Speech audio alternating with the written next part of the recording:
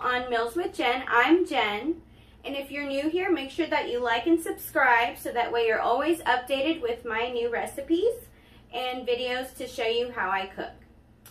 Today I'm going to be showing you how to make homemade cheese enchiladas with my Mexican rice and Charro beans. So let's get to it. Alright guys, so to start off this recipe, you want to start with your beans. And what I'm going to put into my beans is about 4 to 5 Roma tomatoes. And I deseeded them. And I don't know if I'm going to use all of this, but we're just going to start off with that. I have 2 jalapeños and 1 Serrano pepper. About 3 to 4 cloves of garlic, minced. And then about half of a large onion, or maybe like 1 small onion roughly chopped. And 1 link of eckridge sausage, smoked sausage, and about 6 ounces of your regular bacon. I know a lot of people use hot dogs as well as chorizo with their charro beans, but today I'm just going to do this because that's exactly how my dad made it, and it just reminds me of my childhood, so that's what I'm going to use. And I also have 1 tablespoon of oregano and 1 tablespoon of cumin. Again, we're just going to see about how much we need. That's what I'm going to start with. I may not use it all, and I'll let y'all know on the description below exactly the measurements that I use. And we got some beans boiling away over here.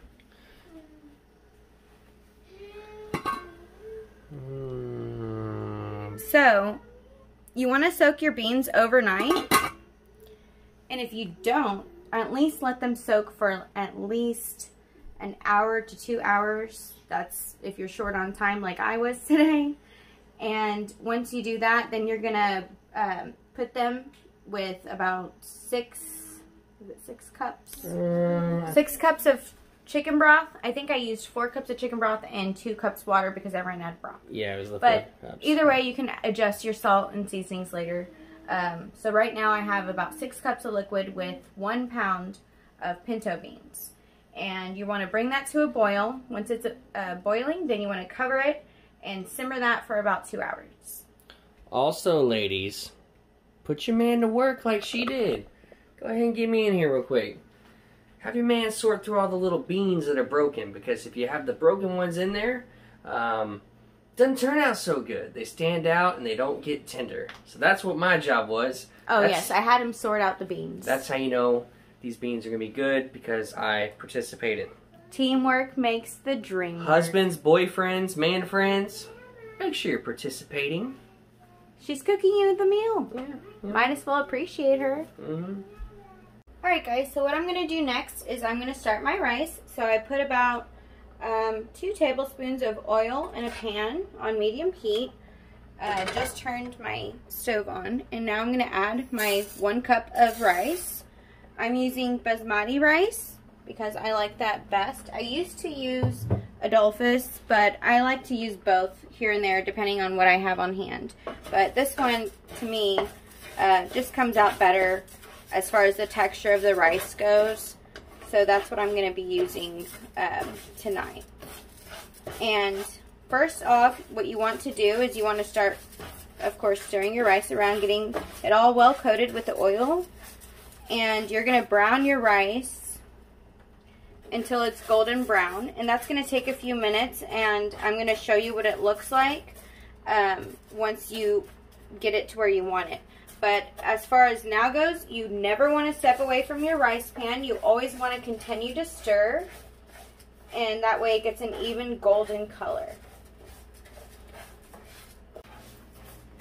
So I actually forgot to mention, you do want it medium heat, but whenever you're browning your rice, you want to have it like in between, like between medium high, closer to the medium though. You don't want to burn it, but it just helps get it golden brown faster. That way you're not stirring this rice for like 5 hours. And don't stop stirring. Exactly. Another good task for your significant other, you know? Yeah. Or do like me. I mean, sometimes I get Layden involved. You know, I can't wait until Honora's going to get in the kitchen. You know, kids love to learn to cook. So it's very good for you to do that. If you have kids, get your kids in the kitchen. They think it's fun until they realize it's a lot of work. Or they really enjoy it. You never know. And meals that everybody participates in always taste better. You know, cooking as a family, it's going to come out 10 times better than if it just shows up on a plate. Exactly. So we will come back when the browning is done. So while I'm stirring the rice, I'm going to let you know what my ingredients is for the rice. Soon here in a couple minutes, whenever the rice is a little bit more golden, we're going to add about half of a white onion. You're going to want to slice it like this, but I already had some diced ones too in my fridge, so I'm not going to let them go to waste. So I'm going to add them in here, but usually I have them sliced. And then we're going to add 1 cube of caldo de tomate. I don't know if I said that correctly. And 1 cube of caldo de pollo. And also, like, I don't even know how much that is, but that's usually about the extra amount of caldo de pollo that I add. And the box looks like this, only the other one will say pollo. And then you're going to use half a tablespoon of minced garlic, 1 teaspoon of oregano, and about 1 teaspoon of cumin. And salt and pepper to taste. I will show you about how much I'm going to use if I need to. But like I said, right now, you're just going to want to brown that. And so, chingao. So, now that you see the goldenness of the rice, you're going to want to add your onion.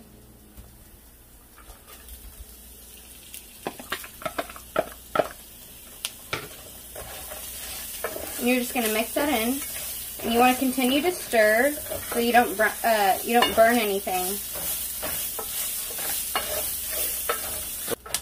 All right, so I don't know if you can see on camera, but do you see how brown the rice has gotten?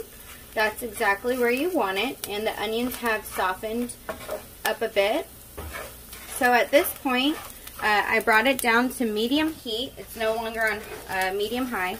And we're going to start adding our garlic. So the number one thing that you want to do whenever you add your garlic is prevent it from burning. So what I like to do is I like to gather it up, make sure the heat's right, and I'm going to add it on top of this pile of rice. Add it all in there. And then mix fast. You want to continue to mix because you do not want to burn your garlic, because that will ruin your whole dish. No matter what you are making, anytime you add garlic, you do not want to burn it. It will be very bitter and just nasty. So you want to mix that in so that way it's going to cook and release its flavors. Do that for about a minute or two. So I'm adding about 2.5 cups of water. And continue to mix. I mix because that prevents from anything getting burned. And now is when we're going to add our seasonings. So we're going to break up our cubes. Mix it, or break it up everywhere. This is the pollo one. Tomate. You can also use powdered, but I just have always used this as a kid, since I was a kid, so it's just what I'm used to. And the rest of the pollo. We're letting this run because this is really important. Everything happens very fast with the rice. So if you've never made rice, all of this is pretty important to see as far as the process goes. Yes, and I'm going to actually make a whole video on my rice on its own, so I'll do that soon. That way you can see how it's all done in one sitting. And then I'm going to add my oregano and my cominos, which is essential in every Mexican dish. I know some other cultures use it, but it's like a big seasoning in ours. Something I had to learn was, Jin calls it cominos. My family always called it cumin. So there's two different, it's the same thing, but there's two different ways to call it. So be mindful of that. Don't let it throw you off when it's called cuminos or cumin. Yes, I said cumin earlier, and it just came out naturally, cuminos. So it's the same thing. It's delicious. You don't want to skip on that. And then right at this point, we're going to add some beautiful... I forgot to mention earlier, we're going to add some cilantro at the end. You don't want to add it before because it'll get all soggy and gross. So I just break it up like this and throw it on top. And, it doesn't have to be pretty. Just throw it in there. And then I'm also going to add like maybe just a dash of salt. I don't know what a dash is to you, but you'll see what my dash is here in a minute. Also pepper. I forgot to add pepper. Usually I add the salt and pepper before this.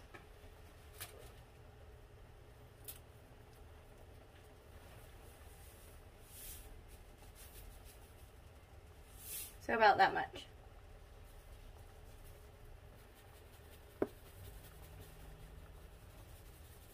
Salt and pepper to taste at the end, basically. Alright, and so what we're going to do, we're going to cover this. Let me get my leg.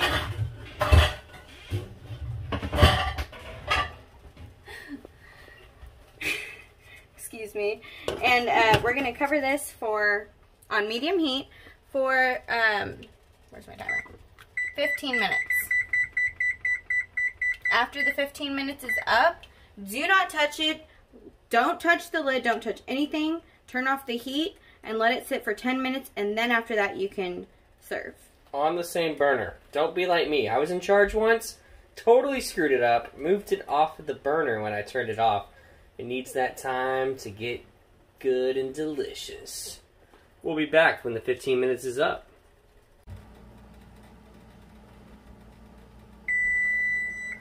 Alright, guys. It is done. You do not want to touch it. Turn off your heat. That is beautiful. Right now, all this moisture is going to release back into the rice, and that's flavor that you do not want to miss out on. And there it is, guys. My delicious rice.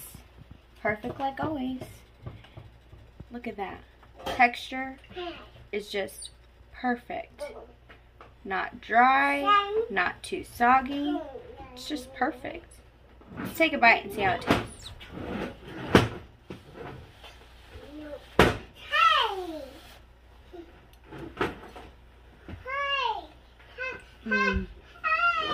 Alright guys, so what we're going to work on next is our gravy for our enchiladas. It's going to consist of chili powder, flour, oregano, garlic powder, pepper, cumin, butter, a little bit of tomato paste, and chicken broth. And I'm going to link all the measurements that you need to make this in the description box below. Alright guys, so I added about a tablespoon of butter and a tablespoon of oil. And I'm going to add the rest as we go, but right now I'm just trying to melt that down. Alright guys, so now that the butter and oil has combined and mixed down, we're going to add a little bit of our flour to create a roux. And you want to continue to whisk until all the flour has thickened up with the butter and oil. And you'll see that coming along nicely. You never want to stop whisking. We're going to add a little bit more. Again, you can adjust to your liking. This is just the thickness that I'm looking for on my gravy for the enchilada sauce.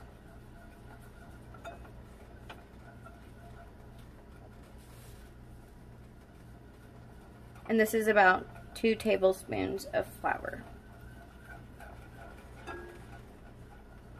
And once you kind of find your consistency on your thickness of the roux, I'm I'm gonna add just a little bit more.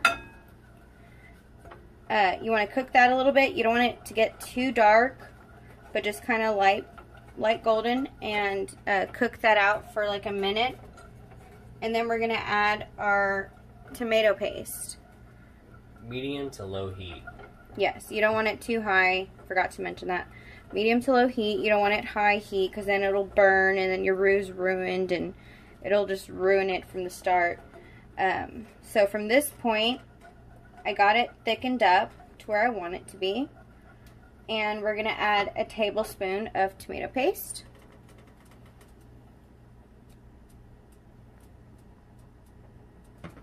And that's going to be the foundation of our sauce. So we're going to whisk that in until it all combines together.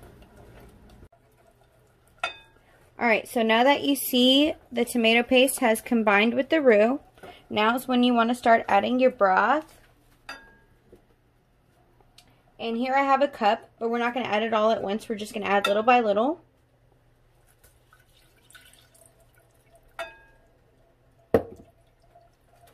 And we're going to mix that in. At this point, I'm going to kind of raise my heat up to medium, because we're going to start adding more liquid and we want it to come to a simmer, but slowly. And we're going to do that by adding little by little of the broth. So whenever you're adding your broth little by little, you kind of want to slowly but surely add it up to about medium high heat, so that way it can start to simmer. And whenever you do that, you're going to notice your gravy's going to thicken up. And whenever you're ready for it to be done is whenever it doesn't fall off the spoon. It sticks to the spoon. So we're almost there, but we're going to add broth little by little, a little bit more, and then after that we're going to add our seasonings. Alright, so the gravy is where I want it to be. So right now what I'm doing is I am adding my chili powder, which that's going to be your main ingredient when it comes to chili gravy for enchiladas, no matter what you put inside. So we're just going to add that in and mix it in, and then here in a minute we're going to add our other seasonings. So I'm going to add the last bit of our chili powder. I think that's a good amount. I'm not going to add this last bit. Again, I usually eyeball my seasonings, and I'm doing this for y'all just so that way it's even more special. That way y'all can get my recipe to a T.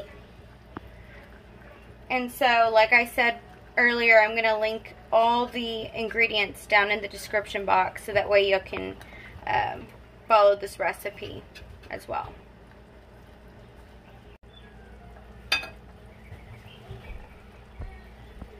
Alright, so now we are going to add our garlic powder, oregano, cumin. Not going to add that much because I feel like that's just a little bit off, and pepper. I'll add the rest if I feel like I need to. We're going to whisk this and then we're going to taste. And this is the final product of your enchilada sauce, you guys. Look at that. So good. Thickened up. All the seasoning is correct. The color is perfect. That's what you want. Nice. Alright, so looking at our beans, they're at the exact texture that I'd like them to be. So what we're going to do for right now is we're going to start sauteing our meat, our bacon and sausage. We don't need to add anything because the bacon's going to release its own natural fats, and the sausage will too, and so that's going to coat the pan and it's going to be just fine.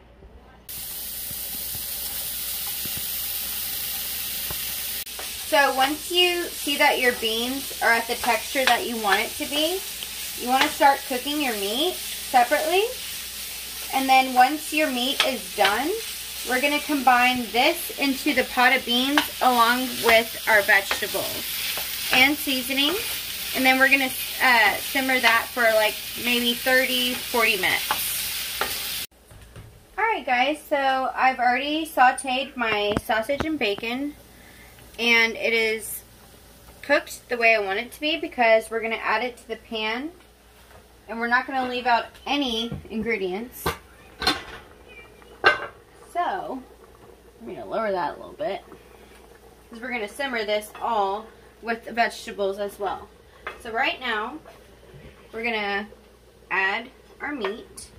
As well as the drippings because why not? Flavor. Delicious. Meat juice is the best juice, ladies. Of course. Alright, so now we're going to add our vegetables. We're going to add our onion. And there goes the Serrano. Ooh. And our peppers.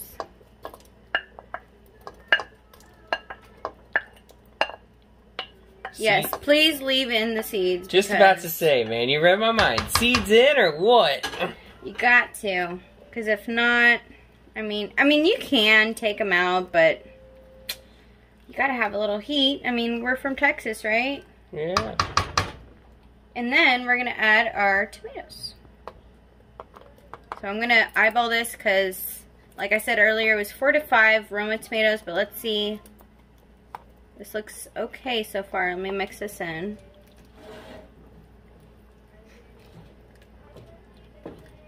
Yeah, so I don't think I'm going to use this. This looks about right. All the vegetables that I need. And we're going to simmer this for about 45 minutes.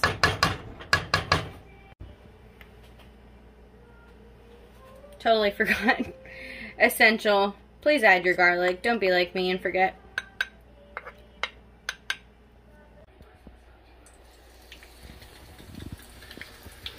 So, whenever you're making enchiladas, you want to use corn tortillas because flour tortillas are essentially going to give you soggy ones, and I know some people really like that. I mean, it's really to your preference, but I mean, I don't really know any authentic recipes that use flour. If you go to a Mexican restaurant and order cheese enchiladas, they are corn tortillas.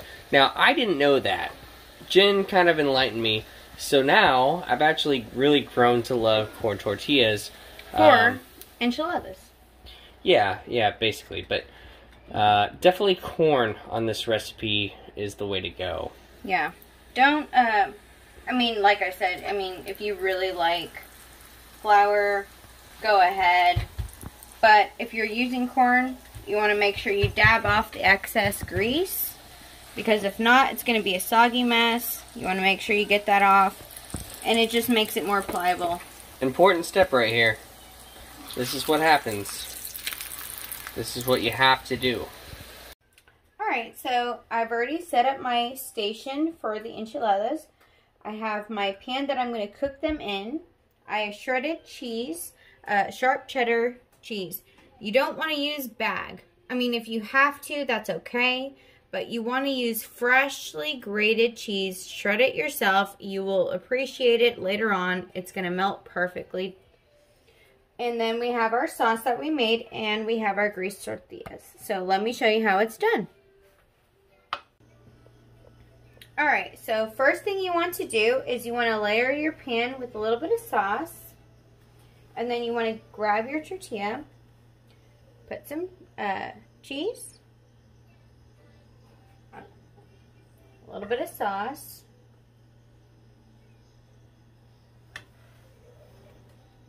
a little more cheese, and then you want to roll, tucking tightly. Move aside, and then we're going to move on to the next one. It's amazing. Cheese, You can add more or less depending on what you want. Sauce.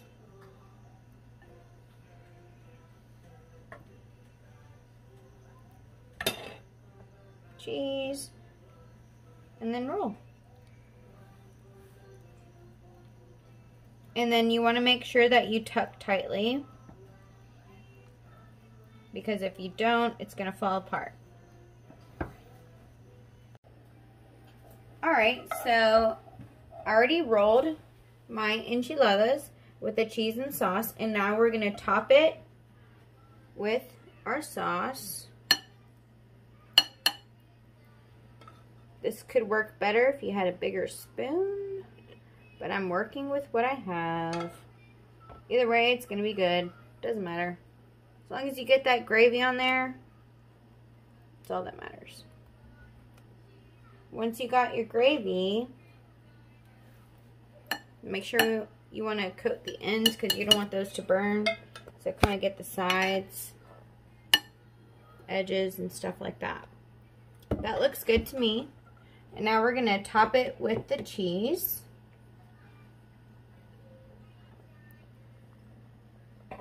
And then we're going to bake it in the oven for 350, covered, for about 20 to 25 minutes.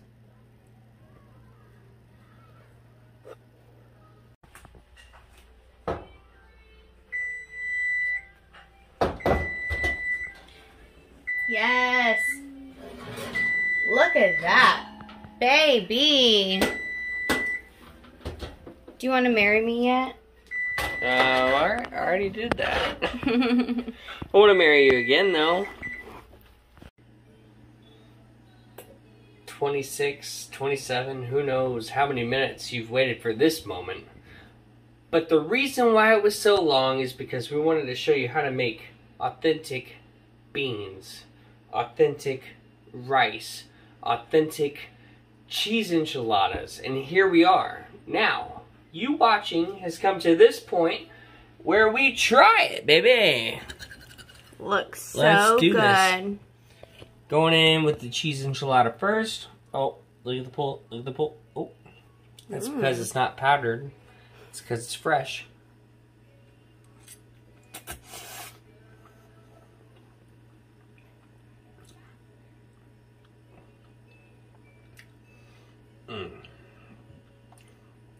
That's better than donkeys.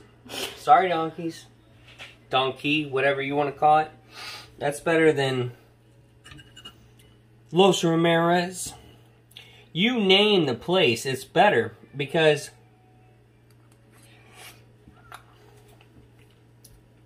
it's made with love, passion. Let's take a bite of this rice.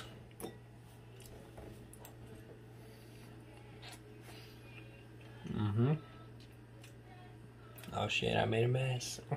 Babe's gonna be upset. Oh no, I'm just gonna eat the mess. Rice. Tender. Flavorful. Delicious. And these beans. Look at the meat. Look at the meat. Let's make sure we get, oh, there's a Serrano. Some bacon, some Serrano in there.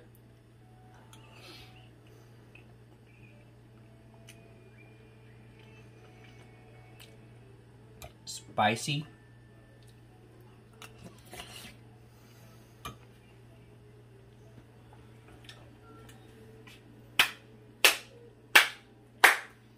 The rest of YouTube is giving you a round of applause for that one.